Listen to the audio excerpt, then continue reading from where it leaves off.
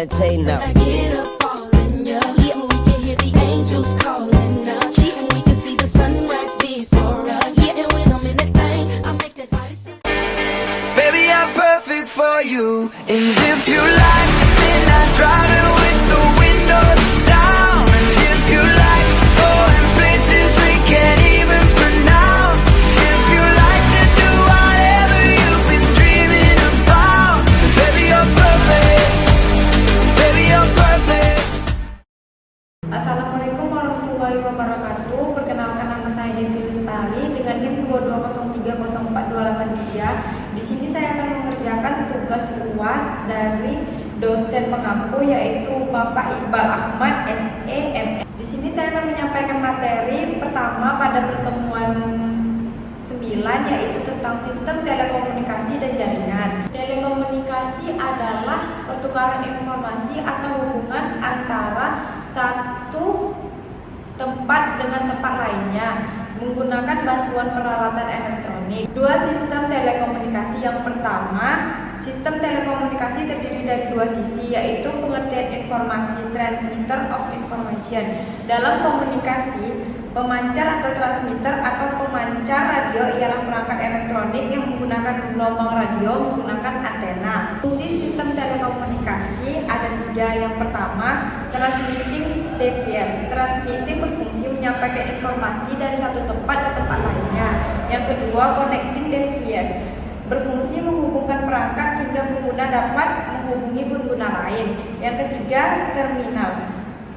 Terminal adalah perangkat yang mengubah sinyal informasi, yaitu suara manusia atau lainnya. Media telekomunikasi. Media telekomunikasi merupakan suatu alat memproduksi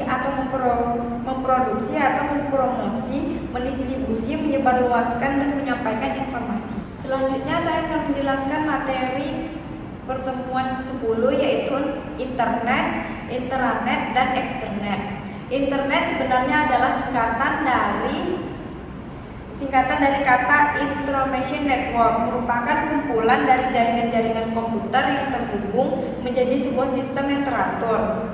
Yang kedua, internet adalah sebuah sistem informasi global yang menghubungkan komputer-komputer dan jaringan-jaringan komputer di seluruh dunia. Intranet adalah sebuah jaringan yang bersifat privat atau tertutup dan biasanya digunakan untuk organisasi atau perusahaan untuk tetap menjaga data-data. Eksternet merupakan jaringan internet perusahaan yang ingin mengekspos informasi yang mereka miliki ke jaringan luar. Fungsi ekstranet adalah mempermudah pertukaran data dalam skala besar dari suatu perusahaan ke perusahaan lainnya. Selanjutnya saya akan menjelaskan materi pada pertemuan 11 yaitu sistem fungsional perusahaan dan interorganisasi. Sistem informasi pada suatu perusahaan ataupun organisasi merupakan sistem yang bersifat manajerial, mendukung operasi dengan mengelola transaksi. Selanjutnya adalah tujuan utama dari TPS sendiri adalah memberikan timbal balik segala jenis pertanyaan dan menelusuri kembali jalur-jalur transaksi. Konsep penjualan yaitu sebuah konsep yang memfokuskan atau lebih dominan ke bidang penjualan. CRM merupakan sebuah teknik dan prosesi yang dirancang untuk mendapatkan atau menjaga dan bekerja sama dengan para pelanggan terpilih untuk menciptakan nilai yang maksimal. Selanjutnya materi ke-12 adalah e-commerce. E-commerce adalah proses pembelian dan penjualan atau pertukaran produk, layanan, dan informasi melalui jaringan komputer termasuk internet komputer. Internet e-commerce merupakan aplikasi teknologi. Jenis-jenis e-commerce adalah business to business, B2B atau business to customer, B2C, customer to customer, C2C, customer to business, C2B, business to administration, B2A, customer to administration, C2A, online to offline, O2O. Penelitian pasar atau riset pasar adalah proses sistematis untuk mengumpulkan atau menganalisis. Periklanan adalah sarana komunikasi dengan penggunaan produk atau jasa. Selanjutnya materi ke-13 adalah supply chain atau supply chain management atau SCM. Manajemen rantai pasok atau SCM adalah manajemen aliran barang dan jasa mencakup suatu proses yang mengubah bahan mentah menjadi produk akhir. Cara kerja SCM yaitu mengendalikan atau menghubungkan produksi, pengirim, dan distribusi suatu produk secara terpusat. Rantai pasok adalah jaringan yang terhubung dari individu, organisasi, sumber daya, kegiatan penjualan produk atau layanan, dan penggunaan teknologi terlibat dalam pembuatan. Selanjutnya materi 14 yaitu Intelligence System. African Intelligence atau kecerdasan buatan merupakan ilmu yang mempelajari tentang bagaimana cara membuat sebuah mesin cerdas.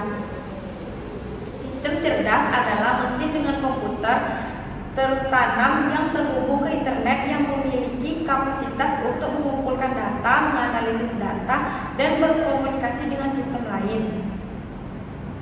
Kecerdasan buatan IA adalah simulasi proses kecerdasan manusia oleh mesin, terutama sistem komputer. Proses ini termasuk pembelajaran informasi dan aturan untuk menggunakan informasi.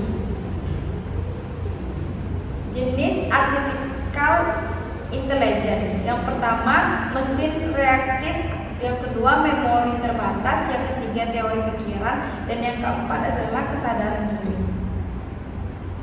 Expert system adalah pendahuluan dari kecerdasan buatan saat ini, pembelajaran mendalam, dan sistem pembelajaran mesin.